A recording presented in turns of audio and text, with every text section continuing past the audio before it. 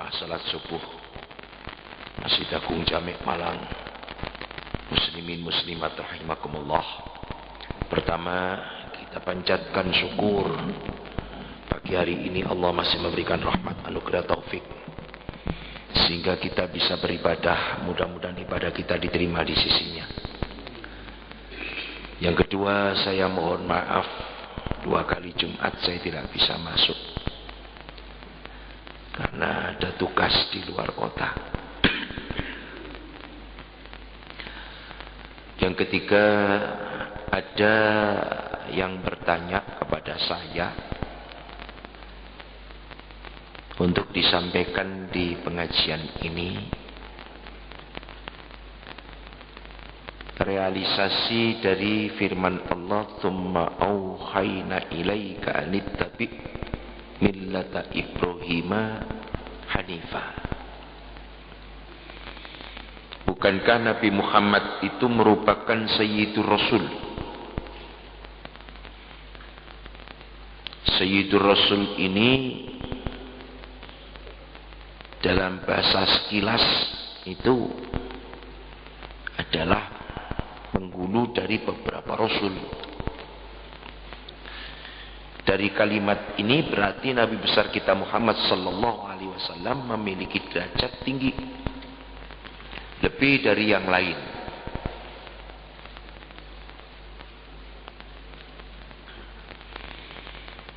Tetapi kenapa Allah memfirmankan dalam wahyunya Nabi Muhammad disuruh mengikuti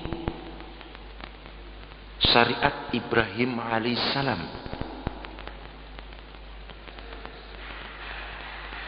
Dari kalimat ini dipetik satu pengertian sementara paham kalangan masyarakat bahwa Nabi Muhammad ini derajatnya di bawah Nabi Ibrahim. Buktinya Nabi Muhammad disuruh melaksanakan syariatnya Ibrahim alaihissalam. Ya, pengertian ini yang mesti kita luruskan. Ya. Termasuk jamaah kita saat sekarang ini pada berangkat haji ke Tanah Suci Mekah. Begini, Nabi Muhammad ini merupakan utusan Allah yang memiliki kelebihan dari seluruh Rasul dan Nabi yang ada. Sampai innallaha wa malaikatahu yusholluna 'alan nabi ya ayyuhalladzina amanu shallu 'alaihi wa sallimu taslima. Allah dan malaikatnya bersolawat pada Muhammad. Dan ada perintah selanjutnya, ya ayyuhalladzina amanu shallu 'alaihi wa sallimu taslima. Hai orang mukmin, berselawatlah kamu. Rasul lainnya tidak ada yang disolawati oleh Allah, malaikat, dan perintah umat suruh solawat sama nabinya. Kelebihan yang tidak dimiliki oleh Rasul yang lain. Tetapi di satu sisi, kenapa Allah memerintahkan tsumma auhayna ilaika anittabi' millata Ibrahim hanifa? Muhammad, aku berikan wahyu kepadamu, ikuti jejak Ibrahim alaihissalam. Ada sebagian yang Nabi Ibrahim itu memiliki sesuatu yang tidak dimiliki orang lain. Jadi saling ada kelebihan. Apa kelebihannya Nabi Ibrahim? Nabi Ibrahim itu memiliki pangkat Khalilullah, yaitu hamba yang dicintai dan cinta kepada Allah. Karena apa? Nah, ini yang mesti kita cari. Sudah sering saya katakan dan sudah sering saya ceramahkan di mana tempat. Bahkan di pengajian rutin majlis di Masjid Agung Jamek Malang ini. Nabi Ibrahim itu melakukan sesuatu didasari oleh faktor keyakinan yang kuat. Tanpa ada tuntunan syariat dan tanpa ada perintah. Kapan itu terjadi? Di saat Nabi Ibrahim menyaksikan kebesaran Allah, langsung beliau itu sujud mengucap ini wajjahtu wajhiya lilladzi fataras samawati wal ard hanifan musliman wa ma ana minal musyrikin. Sujudnya Nabi Ibrahim itu sujud didorong oleh faktor rasa tunduk kepada Allah.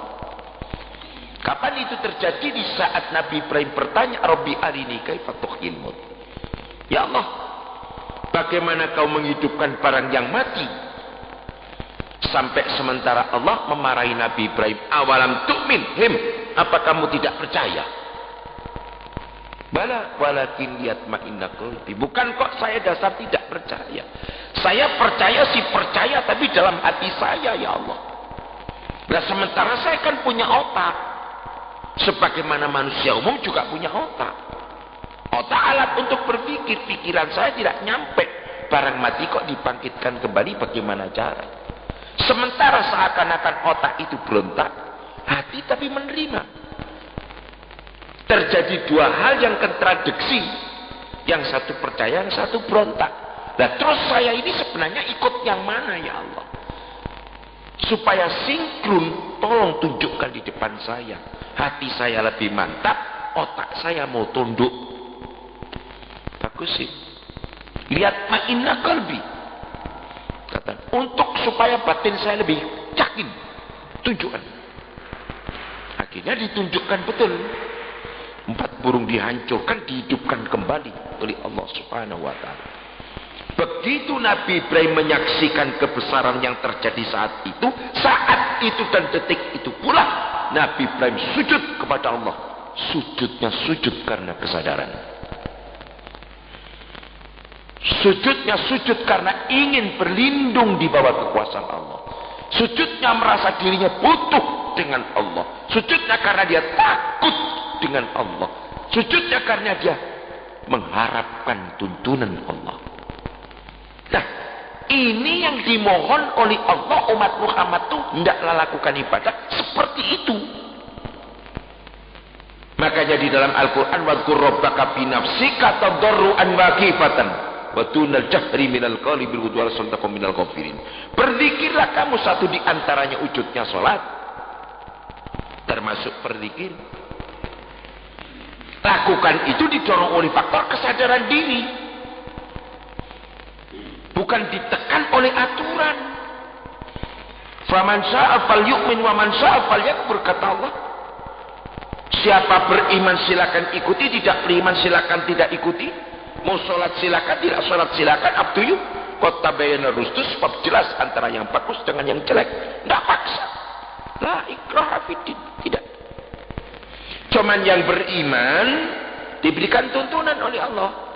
Kalau kamu sudah percaya sama aku, ingin mendapatkan pertolongan aku, caranya begini. Nih, lakukan. Yang pokok ini. Subuh, zuhur, asar, maghrib, isya, supaya kamu ada komunikasi dengan saya. Sewaktu-waktu kamu butuh apa-apa, siap aku layani. Soal kamu punya kesempatan yang lain, lakukan sunnah-sunnahnya ini. Baru aturan diberikan setelah kita menyatakan bahwa diri kita beriman kepada Allah. Maka perangkat ibadah kita jangan ditekan oleh aturan itu, tapi didorong oleh faktor rasa kesadaran diri bahwa kita itu butuh dengan Allah. Makanya ayat tadi disebut oleh imam kita, tajadaba junubum anil majud yatuna rabbahum khawfan wa tama'an wa mimma razaqnahum yunfiqun. Sampai tidur, begitu ngelilir ingat, langsung bangun serantal. Kenapa? Karena hidup ini ada ketergantungan tinggi dengan Allah. Betapa tidak otak ini, Pak, tidak sampai, Pak. Menyelesaikan masalah itu nilainya kecil sekali kemampuan otak.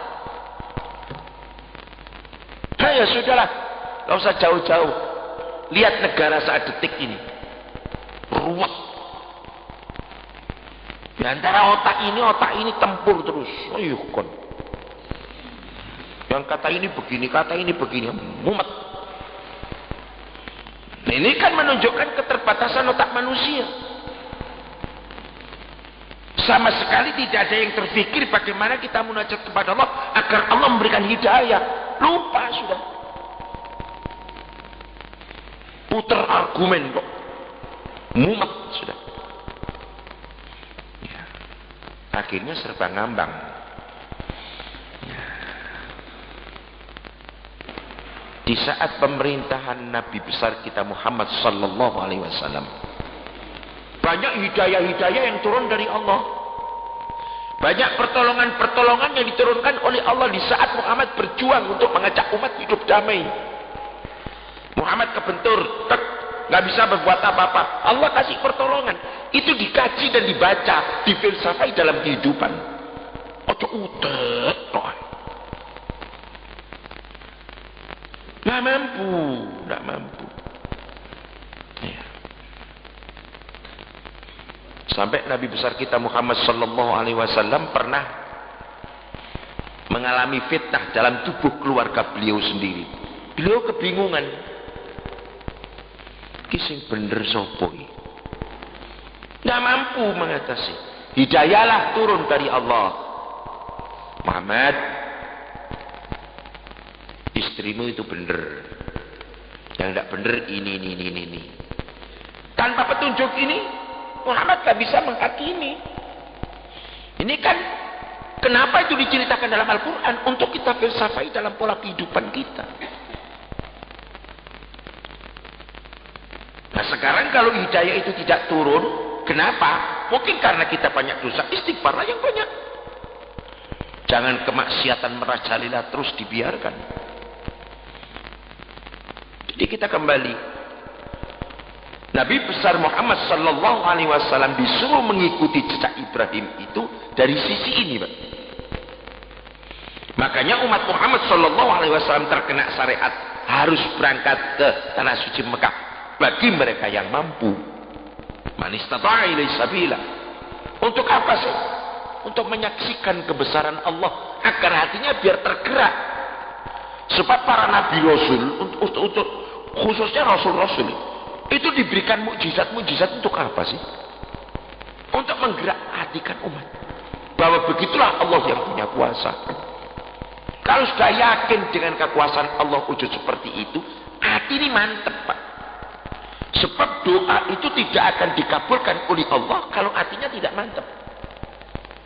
Dan sekali lagi saya ingatkan kepada para jamaah seluruhnya, kalau kita berdoa terlintas ilustrasi pikiran kita hal yang tidak bagus, katakanlah negatif, harus ditentang saat itu pula. Artinya, barangkali kita berdoa terus tumbuh pikiran, kalau kita cuma berdoa begini apa ya mungkin. Nah, ini penyakit ini. Ini penyakit. Ini penyakit. Katakanlah begini, ada orang berangkat haji, pulang dari haji nyampe di rumah. Setelah nyampe di rumah otomatis jamaah kan banyak datang, minta doa dan lain sebagainya. Kadang juga dikasih air zam-zam, didoain. Allahumma inna nas'aluka al-ijabah anta ja'alana wa ayyahum hajjan mabruran wa sa'in mashkur la makkah wa barak kulla sanatin ya Allah barakati rahmatika ya Allah. Ya, terus ditambah dengan bahasa Indonesia, ya Allah mugi-mugi sedherek ingkang sami rawuh niki sedaya saged budal kaji nang tanah suci Mekah saben taun ya Allah, amin. Sing mburi muni amin, didongano saben taun Mekah nyodok kancane rungono kupingmu lho, haji ben taun nang Mekah duit nyaimu. Karena diukur oleh dirinya diri sendiri. Wong aku tak gawe mangan bendino lho, pas-pasan, kadang gak cukup. Nah Mekah sepisane rasane ngeden setengah mati koyok-koyok gak iso. Lah kok ben taun duit nyaimu lho. Wis orang yang kayak begini, Pak, alamat sampai mati gak iso haji. Sebab berbahaya. Jangan, positifkan saja. Amin. Insyaallah. Antal ghani. Panjenengan sugih Gusti. Pira suwe ningati rezeki kula Gusti. Tahun berangkat. Bismillah. Insyaallah. Yakin. Dilala bi qudratillah. Haji. Saya punya jamaah dari desa. Penggawean ini ku saben dina dodol godhong. Bisa godhong. Godhong niku godhonge gedang. Nek wis istilah godhong iku dudu godhonge jati, godhong gedang. Duwe dokar situk sing lisi adikne. Lah Mbak Yune niki sing dagang godhong. Dokare ki wek dokar adikne dikontrak Mbak Yune. Pokoke saben esuk le karo sore iku store godhong nang gadang teko daerah Tumpang. Wis dadi isu budal baru golek godhong. Ah sore dikelompono isu budal nang gadang. Loh, penggawean sing kaya ngoten iki lho Pak, saben taun budal kaji nang Mekah. Kula takoni, sampeyan pun ping pinten Bu? Haji nang Mekah. Pun punjul sangka 3 dosa kaji kula menan. Coba. Ya apa? Mboten masuk akal lho. Mboten masuk akal. Saya punya jamaah lagi keluarga Madura di Ngasem. Ngasem itu di daerah antara Gempol Japanan tapi lebih dekat ke Gempolnya. Daerah Ngasem. Suami istri penggaweane jahit kadut goni, kadut bekas, kadut yang bekas-bekas itu sak tapi yang dari bukannya dari plastik yang dari tali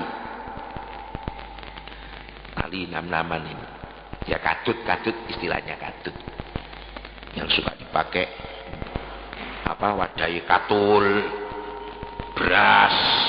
Dan kalau beras sekarang kan pakai sak plastik ya, kalau dulu kan kadut itu ya, yang rusak-rusak dia dibeli, dijahit, diguntingi, diukur sesuai dengan kadut.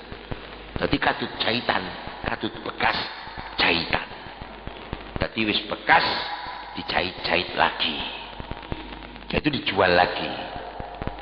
Penggaweannya ngoten Pak, saben tahun kaji sekalian sampai dua-duanya meninggal dunia.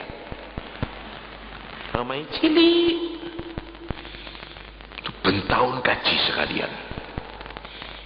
Nah karena itu kalau kita berdoa, tanamkan keyakinan hal positif. Kalau muncul ilustrasi negatif, tolak. Tidak, saya berhasil, lancar, bisa, insya Allah bisa. Antal qadir, antal ghani, antal mujib as-sa'ilin. Saya yakin menjadikan. Jadi ojo pisan-pisan di dalam doa hal yang tidak bagus itu dimunculkan, buang itu. Umpamane ono berita, wah kapal sing berlabuh menuju Makassar itu rusak itu mesinnya, berbahaya itu, wah bisa tenggelam itu dulu pernah terjadi, selamat. Nah, kok sekarang berlabuh lagi, mestinya kapal itu gak bisa digunakan. Hatilah was-was Pak, wong keluarga anak kabeh di gunung was ya bocaran boten Gusti, anak kula bojo kula selamat bila ana berita kapal ini yang berlabuh menuju Makassar sedang lagi diombang ambil ombak, hati tambah bingung. Ojo turuti bingung, boten Gusti selamat. Oh bingung ombak-ombak niku lak panjenengan sing gawe ya Gusti, selamat pun yakin selamat.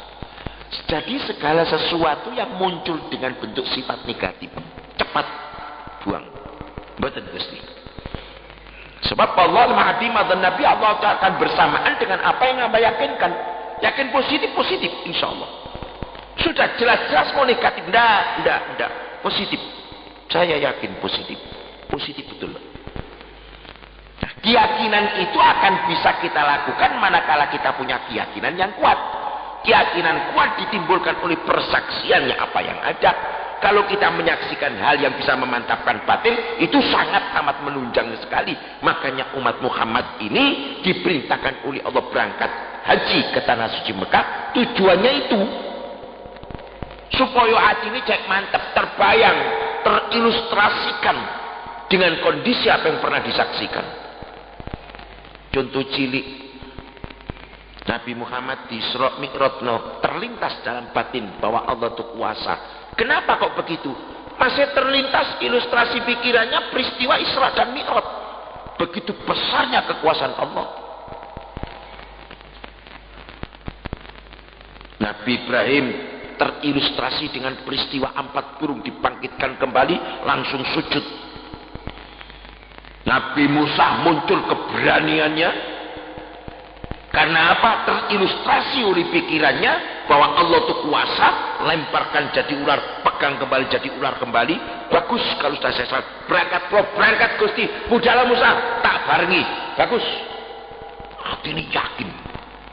Karena terilustrasi dengan peristiwa itu. Ya. Jadi berangkat ke tanah suci Mekah itu untuk membuat perasaan kita itu supaya terilustrasi dengan kebesaran-kebesaran Allah.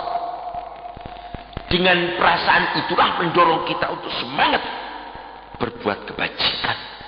Itu tujuannya haji. Tapi himbauan untuk ke sana, Pak, itu hampir-hampir di dalam manasik itu tidak ada. Liyane sing diutek-utek donga, artine donga, golek gini dan lain sebagainya. Tapi digiringnya untuk ke situ tuh jarang saya mendengar. Makanya waktu saya kemarin ada tugas memberikan manasek di Hotel Sahid Jakarta di Jalan Sudirman. Setelah saya utarakan kayak begitu, jamaah pada kusak-kusuk. Apa komentar mereka? Seumur hidup saya tidak pernah mendengar himbauan yang seperti ini. Karena itu lantas mereka tidak puas, karena memang waktunya terbatas. Akhirnya mereka mengadakan kesepakatan bersama untuk diadakan manasik lagi di tempat yang lain di daerah Priuk. Akhirnya kita berangkat lagi, kita berikan pengarahan lagi. Tujuannya memang untuk itu. Ya, jangan diributkan oleh karena rumitnya doa ini, Pak. Ya. Jadi keyakinan di dalam batin ini sangat berpengaruh di dalam ijabah. Putra maka hatta ya'tiyakal yakin. Beribadalah kamu sama Tuhanmu, tapi dasari hati yang yakin. Mudah-mudahanlah sekilas apa yang kita terangkan ini bisa menyentuh hati kita agar prinsip ibadah ini didorong oleh faktor kesadaran, bukan oleh faktor aturan. Adapun teknik pelaksanaannya, di situ ada aturan, kita ikuti. Tapi berangkatnya tadarruan wa khifatan, rendah diri, takut, rasa butuh, ingin berlindung. Ini yang mendorong kita beribadah. Mudah-mudahan ada manfaat dan gunanya. Al-Fatihah. A'udzubillahi minasyaitonirrajim. Bismillahirrahmanirrahim. Alhamdulillah rabbil alamin. Ar-Rahmanirrahim. Maliki yaumiddin. Iyyaka na'budu wa iyyaka nasta'in. Shiratal mustaqim. Shiratal ladzina an'amta 'alaihim ghairil maghdubi 'alaihim waladdallin. Amin.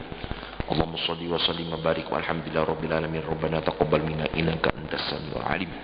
وتب علينا إنك أنت التواب الرحيم ربنا اغفر لنا ذنوبنا وكفر عنا سيئاتنا وتوفنا مع الأبرار ربنا اغفر لنا ولوالدينا وارحمهما كما ربيانا صغارا اللهم اغفر لهم وارحمهم وعافهم واعف عنهم خصوصا النبي وأمي وزوجتي يا الله وآله وذريته كما سبقونا بالإيمان وأقربائنا وجماعتنا هذه سبق المسلمين والمسلمات من الأحياء منهم والأموات ربنا اغفر لنا ذنوبنا وكفر عنا سيئاتنا وتوفنا مع الأبرار يا الله Rabbana la tu'akhidna in nasina ta'na Rabbana wa la tahmil surun kama hamaltahu min qulubina Rabbana wa la tuhammilna ma la taqata lana bih wa'fu anna waghfir lana warhamna anta maulana wansurna 'alal qaumil kafirin bi rahmatika ya arhamar rahimin yassir lana wa la tu'assir lana jami'a umurana ahlana wa dhurriyyatana ya Allah ahlana wa dhurriyyatana ya Allah ya Allah raddahan dini ya Allah ya Allah ini satu santi ya Allah jadi ya Allah هذه يا الله أهلنا وذرياتنا يا الله وجماعتنا هذه كل من حجت إليك استجب وتقبل يا مجيب السائلين يا مجيب السائلين يسر لنا ولا تعسر لنا كل عشير يا ميسر ولا تعسر يا الله يا الله يا الله سلامة في الدين والدنيا والآخرة ونسألك البركة والمعونة والهداية والمغفرة وحسن الخاتمة وأهل الجنة خالدين فيها أبدا يا الله ربنا آتنا في الدنيا حسنة وفي الآخرة حسنة وقنا عذاب النار وصلى الله على محمد النبي الأمي وعلى آله وصحبه وبارك وسلم الفاتحة أعوذ بالله من الشيطان بسم الله الرحمن الرحيم الحمد لله رب العالمين الرحمن الرحيم مالك يوم الدين إياك نعبد وإياك نستعين صراط المستقيم صراط الذين أنعمت عليهم غير المغضوب عليهم ولا الضالين آمين بالله التوفيق والهداية والرضا والعناية والسلام عليكم ورحمة الله وبركاته